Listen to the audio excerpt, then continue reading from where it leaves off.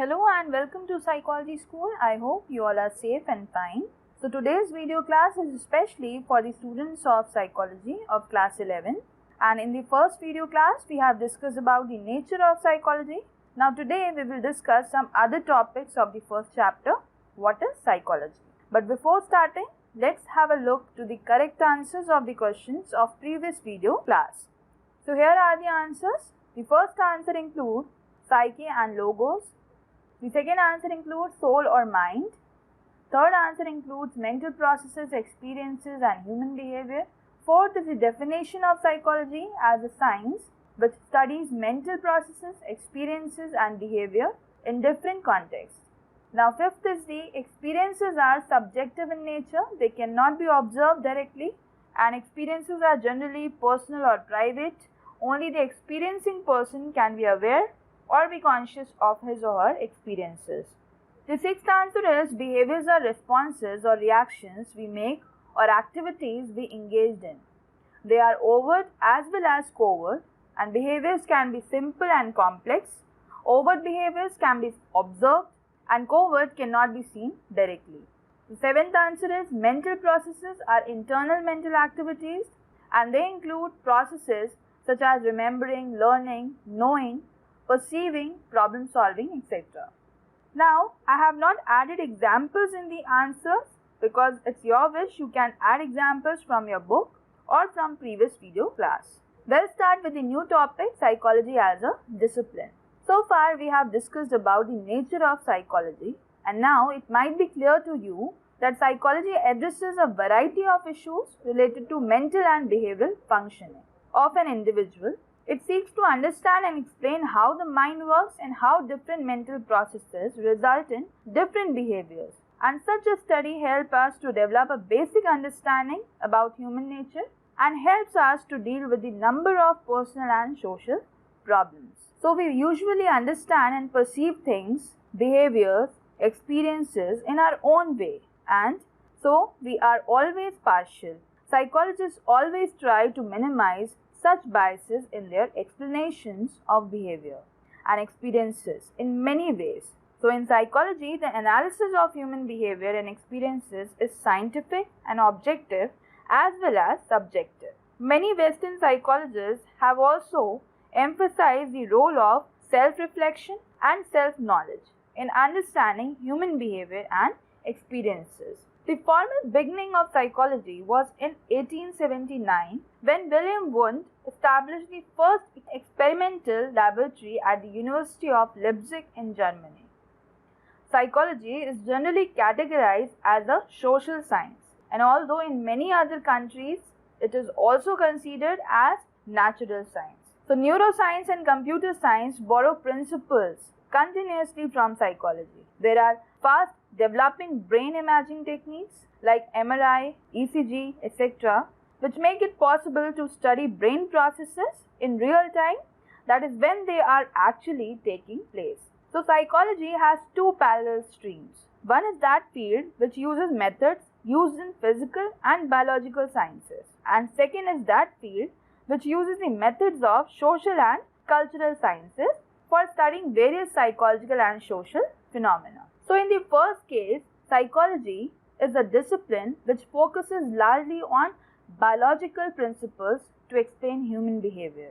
And in the another case, psychology is a discipline which focuses on how any behavior can be explained in terms of the interaction that takes place between the person and his or her socio-cultural environment. Well, moving on to the another topic, that why psychology is considered as a natural as well as social science. So talking about why it is considered as natural science.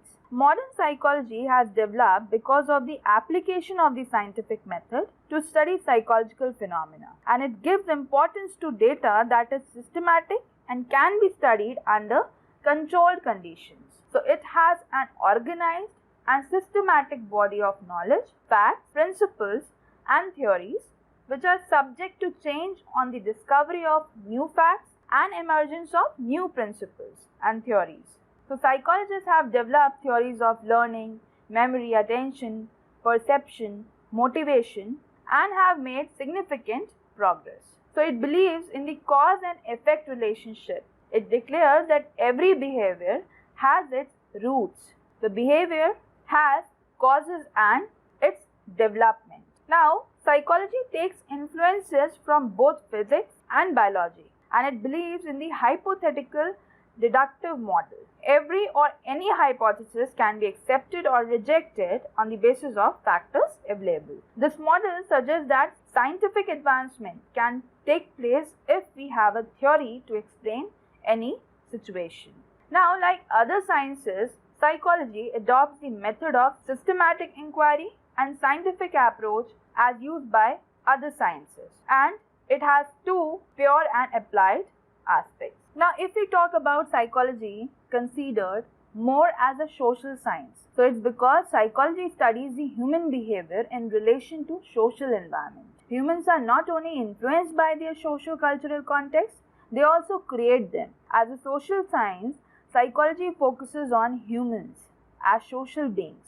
And for understanding this, you can take example of two persons who belong to two different social and cultural backgrounds. Their family background is also different.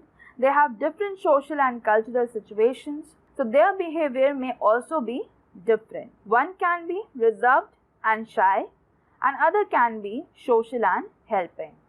So psychology focuses on the explanation of human behavior in the context of their social and cultural conditions. So therefore, psychology as a social science focus on the individuals and communities in relation to their socio-cultural and physical environment. It studies one's behavior as a member of the group, focuses also on the interpersonal relationships. So let's discuss the next topic of the chapter, understanding mind and behavior.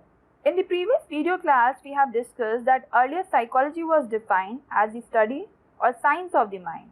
So the use of the term mind was considered important because mind represents all the mental processes like perceiving, thinking, imagination, reasoning, and so on. But certain difficulties regarding the term mind, its nature, and its relationship with the body continue to exist. After many researchers in the field of neuroscience, it has been found that there is relationship between mind and behavior. Well, mind and brain are two important and different things, but mind cannot exist without brain. You might be thinking that what is the difference between mind and brain? So it is very simple. Mind has no physical structure and location, but brain has location, and it has been proved through researches and neurological experiments that there is a relationship between mind and the body. In case studies of patients, they found that although patients had suffered from the damage of some part of the brain, but patients' mind was working and active. Recent studies in neuroscience have clearly shown that there is a relationship between mind and behavior. It has been shown that using positive visualization techniques and feeling positive emotions, one can bring about significant changes in bodily processes.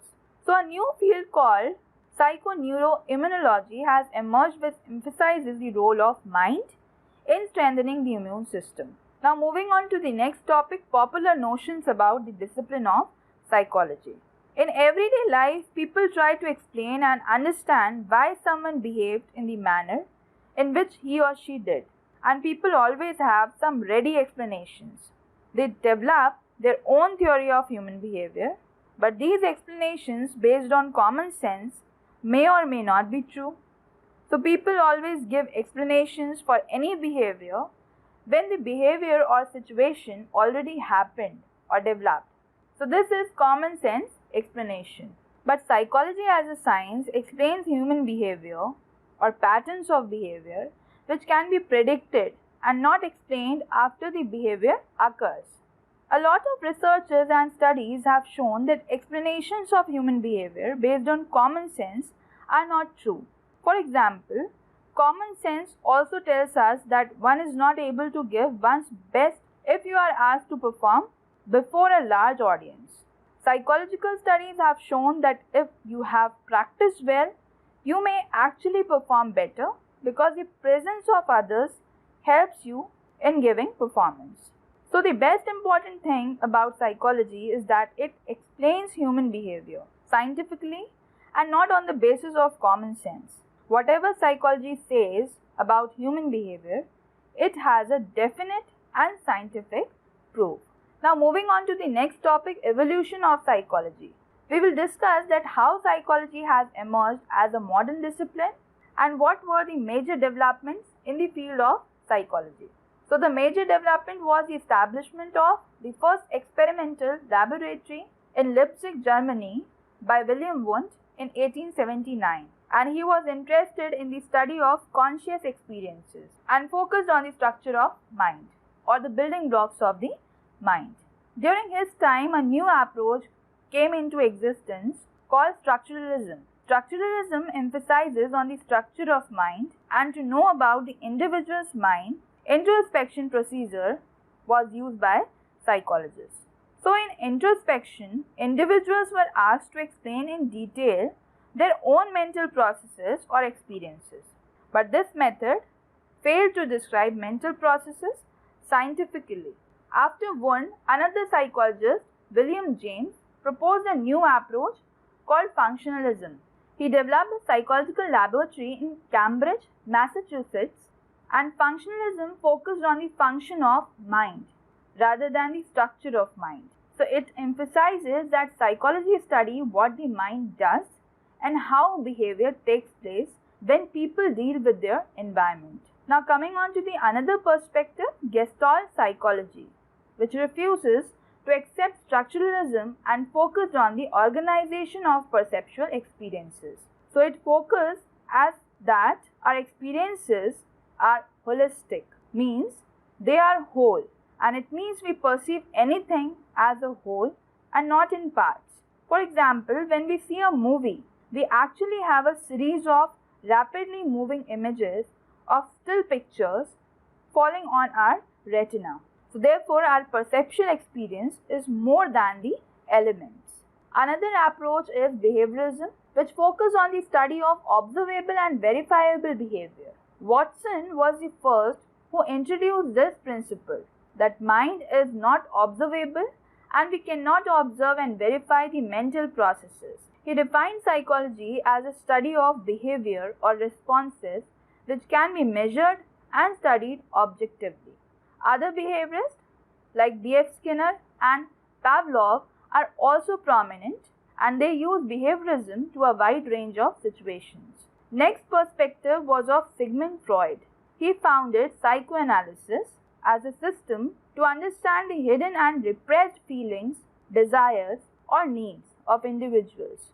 And according to him, any behavior has some cause related to unconscious desires and childhood memories. So his approach was very influential in the field of psychology. Next is humanistic perspective, which focuses on the positive and good nature of human beings. Humanistic theorists believe that people have the tendency to grow and develop their potential and capacities. Another perspective is cognitive perspective, which focuses on the mental processes such as thinking, reasoning, problem solving, memory, learning, etc. It focuses on how we know about the world, and cognition is the process of knowing. All these mental processes we use in dealing with the environment. According to this view, mind is like a computer which receives data, processes it, and gives output or information. So cognitive psychologists believe that human beings continuously construct their minds because they explore their physical and social world. And this view is also called constructivism. So these were the major perspectives in psychology which are used to understand and explain human behavior. Now in this picture you can see there are some major developments in the field of modern psychology.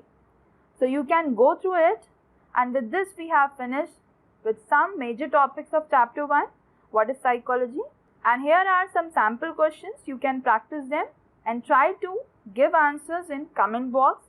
Answers of these questions will be provided in the next video class. So thank you very much. Stay home, stay safe and keep learning.